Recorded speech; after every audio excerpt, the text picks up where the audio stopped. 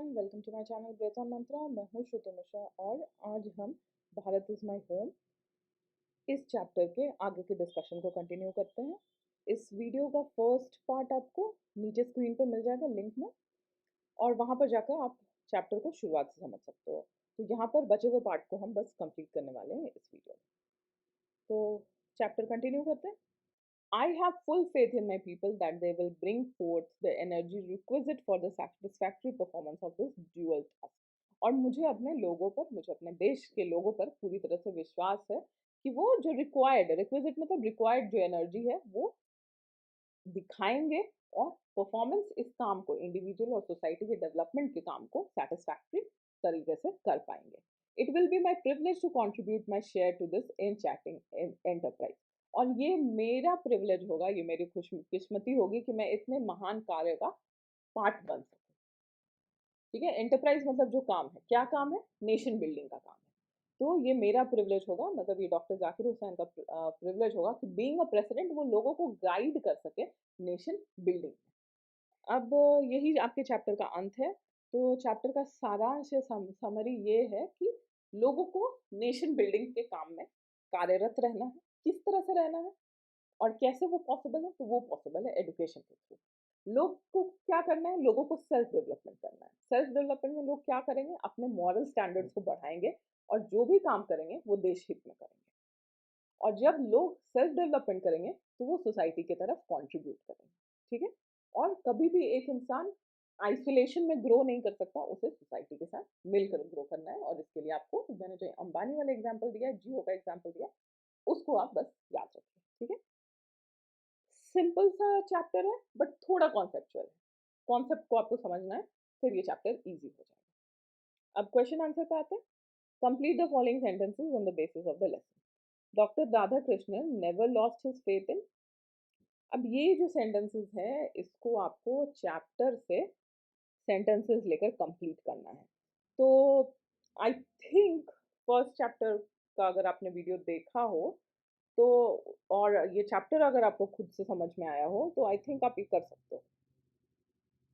Doctor Radhakrishnan always champion, उन्होंने किस चीज को चैंपियन किया, किस कॉज को? Doctor Zakir Hussain entered the office of the president in a spirit of dash. According to doctor Zakir Hussain the value remains dash, and according to doctor Zakir Hussain education is dash. यहाँ पर basically आपको क्या करना होगा, यहाँ पर नेवर लॉस्ट हिज फेथ, इस phrase को आप इस चैप्टर में ढूंढिए। ठीक है, जहां पर आपको ये फ्रेज मिलेगा वही आपका चैप्टर, वही सेंटेंस इस फिल इन द ब्लैंक्स को कंप्लीट करेगा। ठीक है, नेक्स्ट में चैंपियन खोजिए, जहां पर चैंपियन मिलेगा चैप्टर में वहीं से ये सेंटेंस कंप्लीट होगा। अब मैं आपको आंसर यहाँ पर क्यों नहीं बता रही हूँ, क्योंकि आंसर बता देना इज वेरी इजी, आंसर आपको कहीं पर मिल भी जाएगा। बट एक बार आप खुद से कोशिश करके देखिए, आप ये सारे क्वेश्चंस बहुत इजीली बना सकते हैं। ठीक है, और आप नहीं बना पाते हो तो कोई बात नहीं, कमेंट करके मुझे बताइए, मैं आपको आंसर कमेंट में बता। ठीक है, इसी तरह से क्वेश्चन नंबर सी में यहाँ पर स्पिरिट ऑफ ढूंढना होगा आपको चैप्टर के अंदर। डी में वैल्यू ढूंढना होगा, वैल्यू रिमेन्स। और ई में एडुकेशन इज ढूंढना। ठीक है, अब इस ट्रिक से आप इस पूरे ए टू ई क्वेश्चन को बहुत इजीली सॉल्व कर सकते हैं। अब आते हैं question number B 1.2। Short answer question है, ब्रीफली आंसर करना है। What did doctor Radhakrishnan bring to the presidency? Presidency में क्या लेकर आए थे राधाकृष्णन? कौन थे डॉक्टर राधाकृष्णन? तो सबसे पहले इस तरह के किसी भी शॉर्ट आंसर को लिखने के पहले आपको क्या करना चाहिए कि एक सेंटेंस में लिख दीजिए कि चैप्टर का नाम ये है, Bharat is my home. This is taken from the chapter, या this question belongs to the chapter Bharat is my home. It is written by Dr. Zakir Hussain. It is part of a speech given by Dr. Zakir Hussain. And according to Dr. Zakir Hussain, Dr. Radha Krishnan, who was the first president of India, had brought to presidency an element of knowledge and education and intellect. जो next question है, what oath did doctor Zakir Hussain take off? Doctor Zakir Hussain ने क्या oath लिया था? तो उन्होंने constitution से loyal रहने का ओथ लिया था। थर्ड क्वेश्चन है, what is the business of education? Business of education मतलब एजुकेशन का प्राइमरी काम क्या है? तो एजुकेशन का प्राइमरी काम है नेशनल कल्चर और नेशनल कैरेक्टर को बिल्ड करना। अब ये सारी चीजें मैं कोई अपने मन से नहीं बोल रही हूँ, ये सारी चीजें आपके चैप्टर में ही लिखी हुई। और अगर आपने चैप्टर को अच्छे से समझा है, इस वीडियो को पूरे फोकस के साथ ध्यान से सुना है, तो ये सारे क्वेश्चंस आपके लिए बहुत ईजी हैं। इसके बाद है what did doctor Zakir Hussain pledge himself to. उन्होंने किस चीज का शपथ लिया था? तो उन्होंने शपथ लिया था past culture, service of the totality to our country's culture. लोग किसी भी रिलीजन, एथनिसिटी कहीं से भी आते हो, वो पूरे के पूरे कंट्री को सर्व करेंगे और कंट्री के प्रोग्रेस में लोगों का मार्गदर्शन करेंगे। क्वेश्चन नंबर 5 है what does work on one self mean, what is is and product. तो अपने आप पे काम करने का क्या मतलब है? खुद का डेवलपमेंट करना, सेल्फ डेवलपमेंट करना। किस तरह से? मॉरल डेवलपमेंट करके और सेल्फ इम्प्लोज डिसिप्लिन के साथ में। और एंड प्रोडक्ट क्या होगा? जो एक इंसान है वो फ्री मॉरल पर्सनालिटी बन जाएगा। क्वेश्चन नंबर 6 है what shall we dedicate ourselves to. हम अपने आप को किस चीज में डेडिकेट करने वाले हैं? We shall dedicate ourselves to work for peace of the society. Question number 7 when was doctor Zakir Hussain born. ये तो जहाँ पर ऑथर के बारे में लिखा गया है वहीं पर लिखा हुआ है, वहीं पर लिखा गया है कि उनका जन्म जो है 8 फरवरी 1897 में हुआ था। 8th क्वेश्चन है how long did Zakir Hussain live. तो उनकी मृत्यु हुई 3 मई 1969। तो इसका मतलब है उन्होंने 72 ईयर्स की जिंदगी जी थी। क्वेश्चन नंबर 9 है on what occasion did Zakir Hussain deliver this speech. उन्होंने स्पीच को कब लिखा है, जब कब डिलीवर किया, मतलब बोला है। तो ये स्पीच बोला गया है जब उन्होंने प्रेसिडेंट का ओथ लिया था 1967 में। ये सारे बात कहाँ पर लिखे हुए हैं? जहाँ पर डॉक्टर जाकिर हुसैन के बारे में बताया गया है चैप्टर के शुरुआत में। अब इसके बाद क्वेश्चन नंबर 10 है why does doctor Zakir Hussain call India the young state of ancient people. इन्होंने क्यों कहा है young state of ancient people? ये मैंने आपको बताया। यंग स्टेट क्यों? क्योंकि इंडिया नया नया ही 1947 में आज़ाद हुआ था और 1950 में हमने कॉन्स्टिट्यूशन को अपनाया था, जिसका मतलब है कि इंडिया रिपब्लिक 1950 में ही हुआ था। और लोग, हमारा जो कल्चर है वो बहुत बहुत ही पुराना है। तो पुराने लोगों ने, एंशियंट पीपल ने मिलकर एक फिर से अपने राज्य की स्थापना की थी, जो कि मॉडर्न एंड फ्री इंडिया 1947 में बॉर्न। अब हम डिस्कस करते हैं C1 लॉन्ग आंसर क्वेश्चन। तो यहाँ पर जैसा कि आपको पता है आंसर्स को डिटेल में अच्छे से समझाकर डिस्क्राइब कर कर लिखना है, ठीक है। पहला क्वेश्चन है this work as I see it has two aspects. ये सेंटेंस आपके चैप्टर से ही है। अब इसमें टू एस्पेक्ट्स क्या है? What are the two aspects of work, इसको एक्सप्लेन करना है। टू एस्पेक्ट्स क्या है, क्या कहा है डॉक्टर जाकिर हुसैन ने कि वर्क, पहले हम समझते हैं वर्क क्या है। तो वर्क है नेशनल कल्चर और कैरेक्टर बिल्डिंग, ठीक है, देश को महान बनाने का कार्य। अब इसके दो एस्पेक्ट्स क्या है? एस्पेक्ट्स मतलब इस कार्य के दो पहलू क्या है।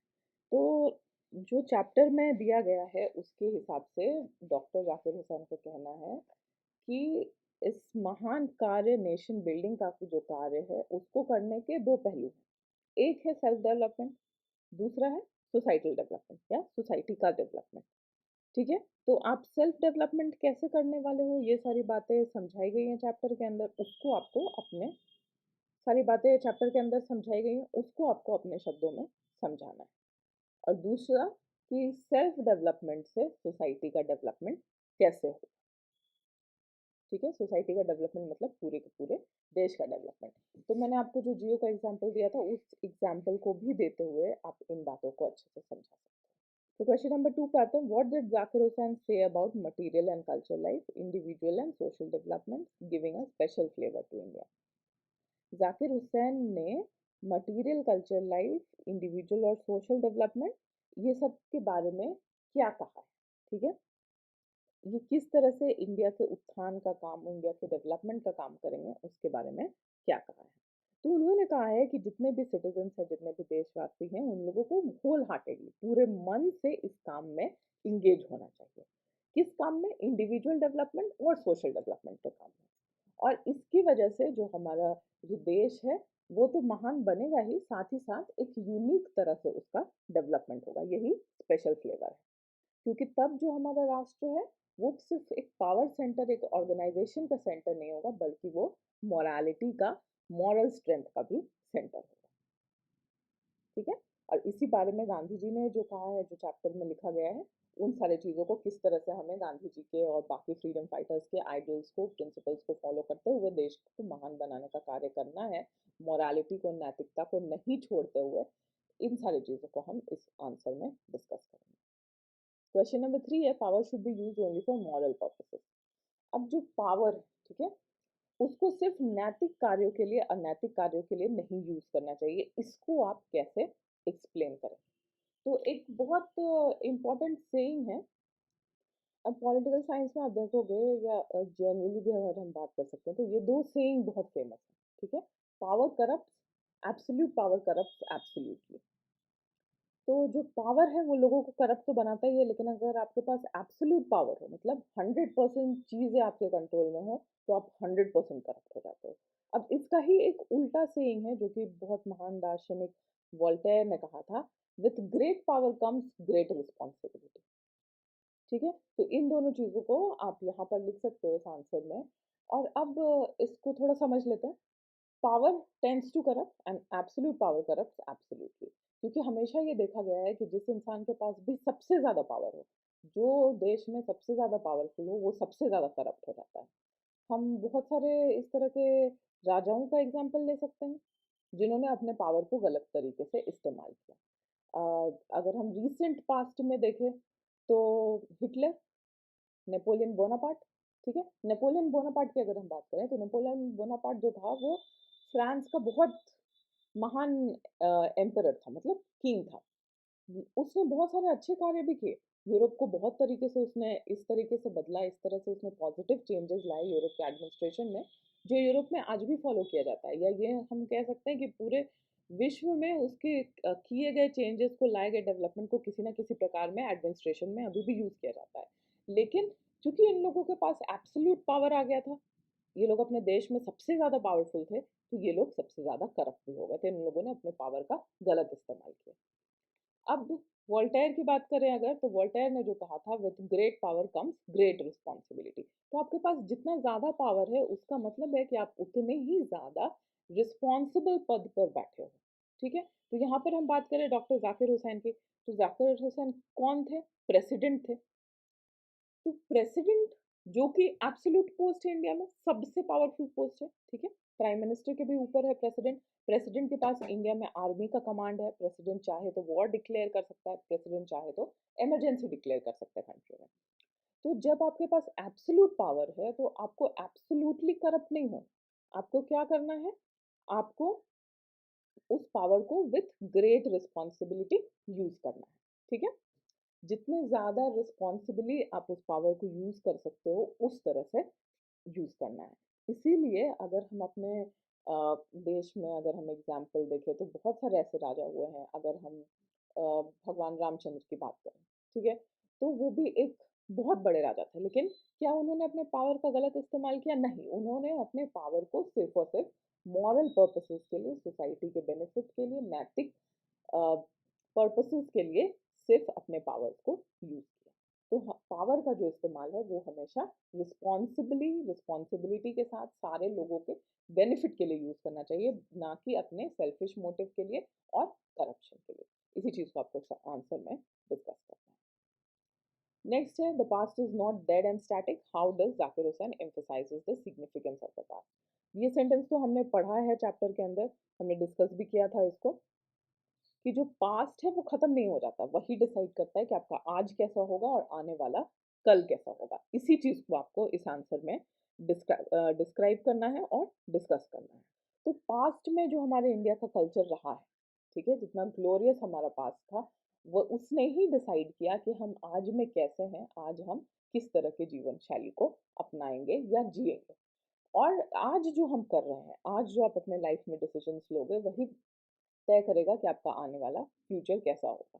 तो एक स्टूडेंट के लिए, अगर जैसे अभी आप क्लास 12th में हो, तो आपने अगर क्लास 10th तक अच्छे से पढ़ाई नहीं की है, आपका बेस मजबूत नहीं है, तो आपको 11 ट्वेल्थ में भी आकर पढ़ाई में दिक्कत होगी। बहुत सारी चीजें ऐसे होंगी जो आपको समझ नहीं आएगा, क्योंकि आपको कुछ भी याद नहीं है जो आपने क्लास 10 तक पढ़ा है। अब जब आप 11 ट्वेल्थ में अच्छे से पढ़ाई नहीं कर पाओगे, तो ऑब्वियसली आपका मार्क्स जो है वो इफेक्ट होगा, और आप कॉलेज में भी जाकर अच्छा परफॉर्म नहीं कर पाओगे, ठीक है। तो इसी तरह से पास्ट जो है वो डेड नहीं हो जाता, और स्टैटिक मतलब रुक नहीं जाता, ठहर नहीं जाता, वो आपके आज को भी प्रभावित करता है और आने वाले कल को भी प्रभावित करता है। इसी चीज को आपको अपने शब्दों में लिखना है। अब यहाँ पर एक चीज जरूरी है कि अगर आप प्रॉपर इंग्लिश सेंटेंसेस फॉर्म नहीं कर सकते, ठीक है, या इंग्लिश लिखने में आपको दिक्कत है, तो पहले आप अपने आंसर्स को हिंदी में लिखिए, स्पेशली लॉन्ग आंसर क्वेश्चंस, क्योंकि जो short answer questions answers briefly हैं उनको तो आप बुक में जो दिए गए सेंटेंसेस हैं उनके थ्रू ही लिख सकते हो, आपको अपने सेंटेंसेस बनाने की ज़रूरत नहीं है। बट ये लॉन्ग आंसर क्वेश्चंस जहाँ पर आपको अपने मन के भाव को व्यक्त करना है, अगर आप इंग्लिश में डायरेक्टली नहीं कर सकते तो आप हिंदी में लिखिए। हिंदी में लिखने के बाद उसको इंग्लिश में लिखने की कोशिश करें, ठीक है। एक दो चैप्टर के लिए आप मेहनत करोगे, थर्ड फोर्थ चैप्टर से आप खुद ब खुद लिखना सीख जाओ, ओके। और आपको किसी भी तरह से किसी और हेल्प की ज़रूरत है, आप अपने आंसर्स को दिखाना चाहते हो, किसी से करेक्ट कराना चाहते हो, तो आप मेरे दिए गए मेल आईडी पे जो डिस्क्रिप्शन बॉक्स में होगा उस पर आप मेल कर सकते हो, या कमेंट करके आप मुझे कांटेक्ट कर सकते हो, ओके। नेक्स्ट क्वेश्चन है, what does Zakir Hussain exhort us to do to build the new life of the nation. Zakir Hussain ने किस चीज पे इम्फेसिस दिया है कि हमें क्या करना चाहिए नए लाइफ को या नेशन को नए तरीके से, राष्ट्र को नए तरीके से बनाने के लिए। तो उन्होंने हमने ये पढ़ा था चैप्टर में कि जाकिर हुसैन कहते हैं कि ये पूरा देश, ये पूरा भारतवर्ष मेरी फैमिली है, ठीक है। तो जैसे आप फैमिली को चलाते हो, फैमिली को मिलकर हम साथ में चलाते हैं, फैमिली को अच्छा से अच्छा बनाने की कोशिश करते हैं, उसी तरह से हमें राष्ट्र को बनाने का कार्य करना होगा। कोई भी इंसान पीछे बैठकर या चुपचाप बैठकर ये नहीं देख सकता कि दूसरे लोग क्या कर रहे हैं। हर एक इंसान, हर एक सिटीजन को, हर एक देशवासी को इसमें, इस महान कार्य को करने में पार्टिसिपेट करना होगा, और तभी ये जो कार्य है नेशन बिल्डिंग का वो जाकर सक्सेसफुल होगा। फिर यहाँ पर वही बात आ जाएगी कि पावर को मॉरल पर्पसेस के लिए यूज करना है, हर सिटीजन को अपना सेल्फ डेवलपमेंट करना है, साथ ही सोसाइटी के डेवलपमेंट के लिए काम करना है, और अपने आप को एक फ्री मॉरल पर्सनालिटी बनाना है।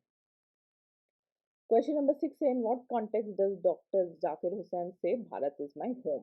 अब ये जो क्वेश्चन है ये पूरे चैप्टर का सार है, ठीक है, या सारांश है, समरी है।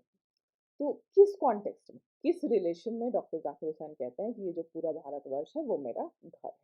तो वो इस संदर्भ में कह रहे हैं कि भारत जो है वो पूरा का पूरा भारत मेरा घर है, क्योंकि उनका मानना ये है कि वो चाहे जिस भी प्रांत से आते हों, जैसे उनका जन्म हैदराबाद में हुआ था, तो ऐसा नहीं है कि वो प्रेसिडेंट बनकर सिर्फ हैदराबाद के लोगों के लिए ही कुछ करना चाहते हैं। वो पूरे के पूरे भारतवर्ष को अपनी फैमिली मानते हैं, और इसलिए वो पूरे भारतवर्ष के डेवलपमेंट के लिए काम करना चाहते हैं, और देश की जनता के साथ में मिलकर काम करना चाहते हैं, ठीक है। तो इन्हीं सारी चीज़ों को और बाकी चीज़ें जो आपने इस चैप्टर में पढ़ी हैं, उन सारी चीज़ों से जो आपने समझा है उसका निष्कर्ष आप इस क्वेश्चन में लिख सकते हैं। अब ग्रुप डिस्कशन का क्वेश्चन है, तो यहाँ पर तो आपको ऑब्वियसली कुछ लिखना नहीं है, फिर भी मैं आपको बता देती हूँ कि इनका मतलब क्या है। क्वेश्चन नंबर 1 है, living in a big family has more merits than demerits. अब अगर आप जॉइंट फैमिली में रह रहे हो तो उसकी क्या क्या अच्छाइयाँ हैं वो आप डिस्कस कर सकते हो, ठीक है। तो जो लोग जॉइंट फैमिली में रह रहे हैं, बिहार में तो जनरली हम जॉइंट फैमिलीज में रहते हैं, तो जॉइंट फैमिली में रहने का जो आपका एक्सपीरियंस है, किस तरह जॉइंट फैमिली एक न्यूक्लियर छोटे फैमिली से ज़्यादा बेनिफिशियल है, उसके ज़्यादा क्वालिटीज़ हैं, मेरिट्स हैं, वो आपको डिस्कस करना है। नेक्स्ट है, quality of education shapes the quality of nation. किस तरह से एजुकेशन जो है वो देश को बनाने का काम करता है, ये तो हमने पूरे चैप्टर में डिस्कस किया है।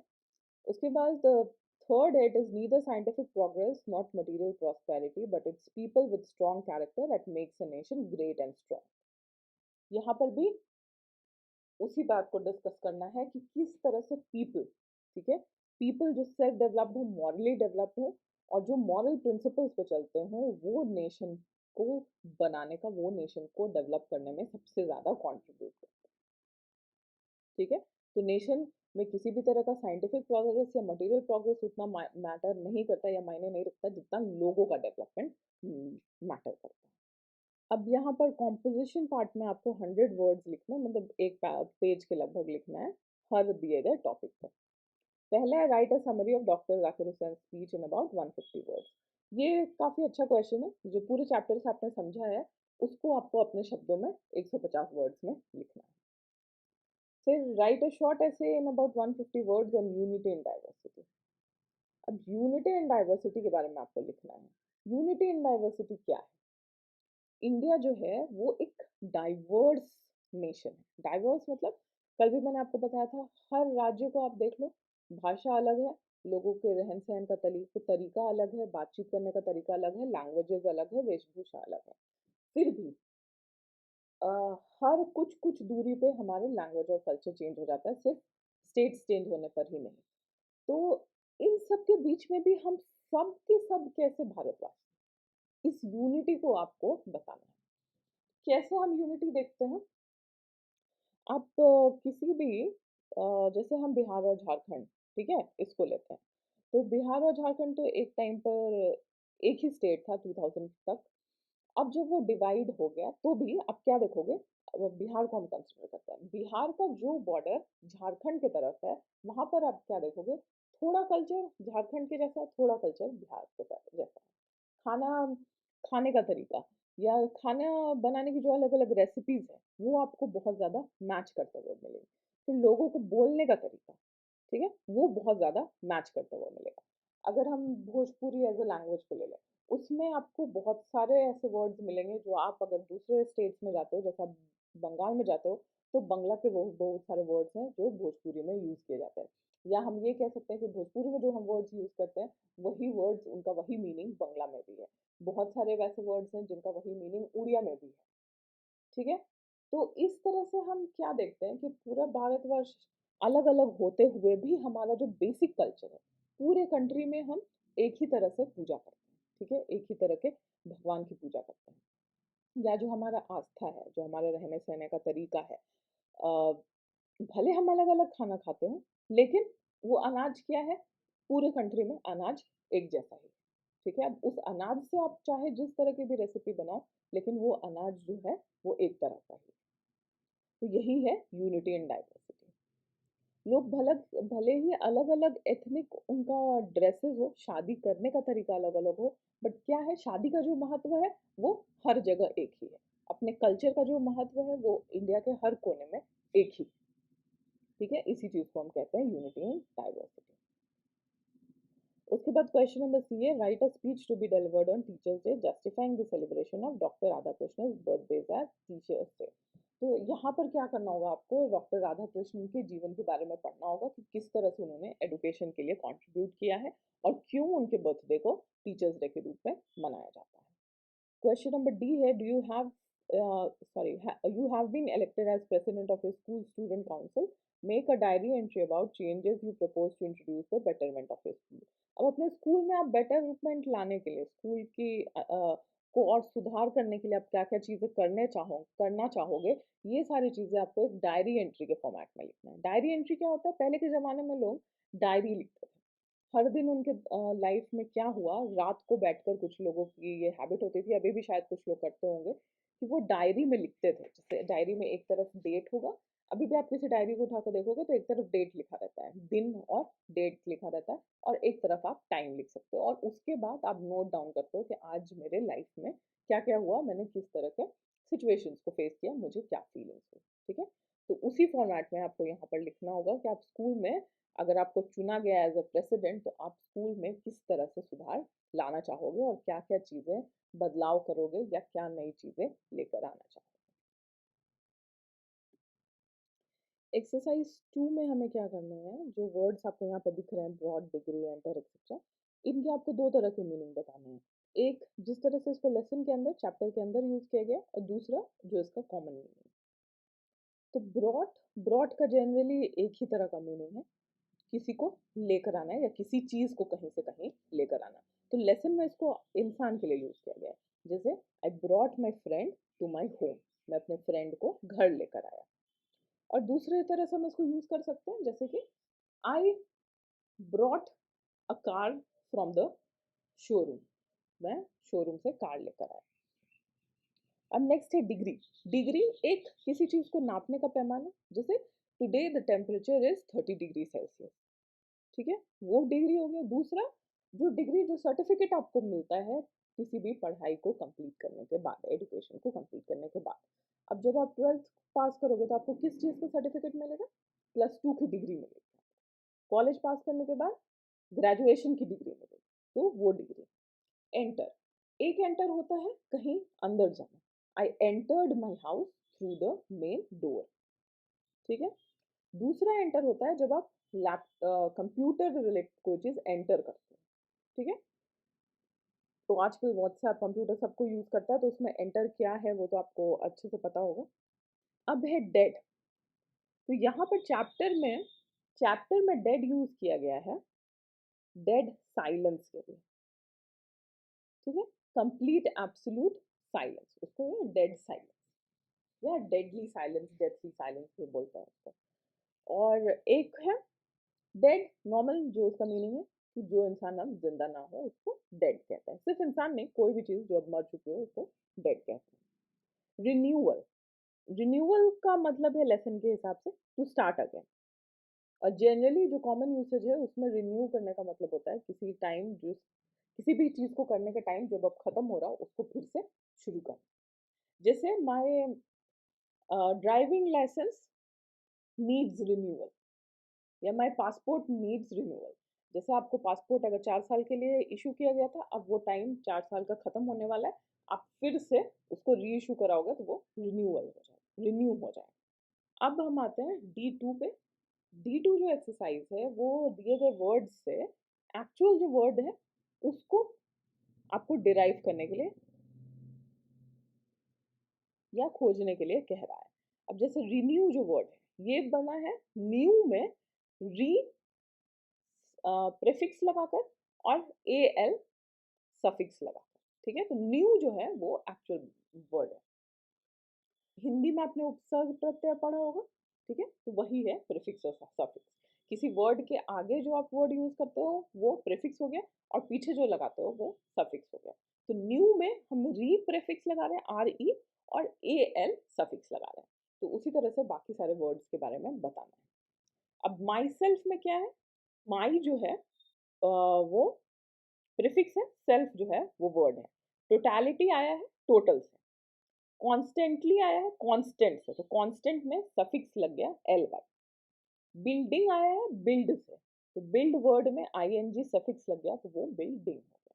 अब माई सेल्फ में हम दोनों ले सकते हैं। सेल्फ में अगर आप माई प्रीफिक्स लगाते हो तो वो माई सेल्फ हो जाएगा, या माई में आप सेल्फ सफिक्स लगाते हो तो भी वो माई सेल्फ हो जाएगा।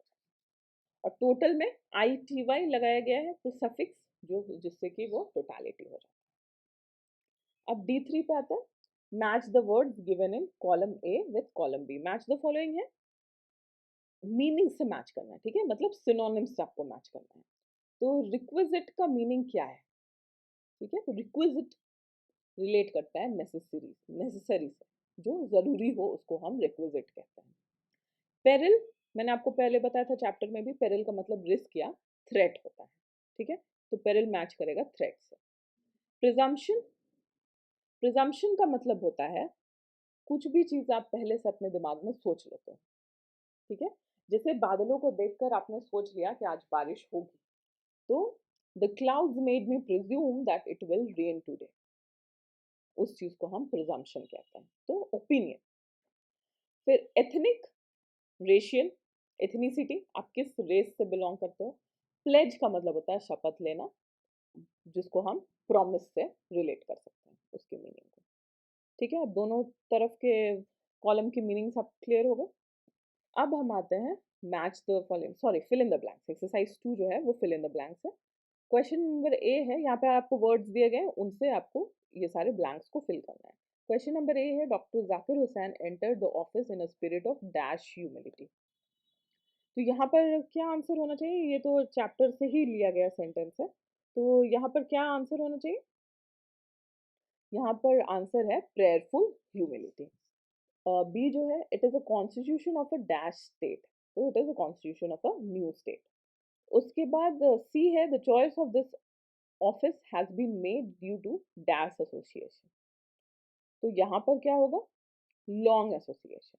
उसके बाद है this dash will effort will give to life of our state a dash flavor.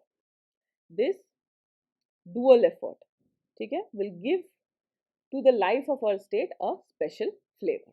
तो ये जो सारे सेंटेंसेस जो हैं वो चैप्टर से ही लिए गए हैं और आपको यहाँ पर वर्ड्स भी दिए गए हैं, उनको आपको बस इन ब्लैंक्स में फिल करना है। अब हम आते हैं ग्रामर पार्ट पे, और ये जो D4 है वहाँ पर इन सारे जो वर्ड्स आपको यहाँ पे दिए गए हैं उसको आपको कुछ चैप्टर में खोजना है, ठीक है, और चैप्टर में खोजने के बाद उसी तरह का अपना सेंटेंस बनाना है अपने मन से। अब हम आते हैं ई ग्रामर पार्ट पे, ये थोड़ा ज़्यादा इंपॉर्टेंट है। Read the following sentences from the lesson carefully. I must confess that I can only assume you that. Mark the use of modal auxiliaries must and can in the sentences given above. ठीक है, अब find out other modal auxiliaries used in the lesson and tell the specific meaning in which these modal auxiliaries have been used. तो पहले हम meaning जानने के लिए पहले इसी दोनों सेंटेंस का मीनिंग जान लेते हैं। आई मस्ट कन्फेस दैट, मुझे कन्फेस करना ही है, ठीक है, और I can only assure you that, मैं कर सकता हूँ। मस्ट का मतलब होता है कि वो एकदम मैंडेटरी है, करना ही है। कैन का मतलब कर भी सकते हो, नहीं भी कर सकते हो, ये सिचुएशन होता है, ठीक है। तो अब इसी तरह के सेम एग्जाम्पल्स आपको चैप्टर से ढूंढने हैं। तो जहाँ पर भी मस्ट और कैन यूज किया गया होगा या मे यूज किया गया होगा, ठीक है, वो सारे सेंटेंसेस आपको चैप्टर से ढूंढने हैं।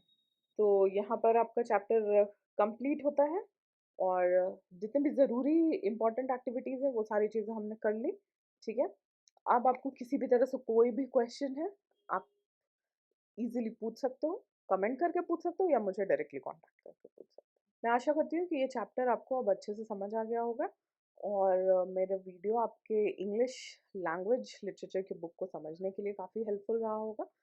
तो अगर आपको ये वीडियो अच्छा लगता है, आप प्लीज़ मेरे चैनल को सब्सक्राइब करिए, बेल आइकन भी क्लिक करके रखिए, ताकि जैसे जैसे नए चैप्टर्स के वीडियोस आते रहेंगे आपको नोटिफिकेशन मिलता जाएगा। और आपको किसी भी तरह से कोई परेशानी है, कोई क्वेश्चंस आप पूछना चाहते हो, बेझिझक मुझे कमेंट करके आप पूछ सकते हो, या मेरे ईमेल आईडी पे आप मेल करके भी पूछ सकते हो। मिलते हैं अगले वीडियो में। Thank you, bye bye.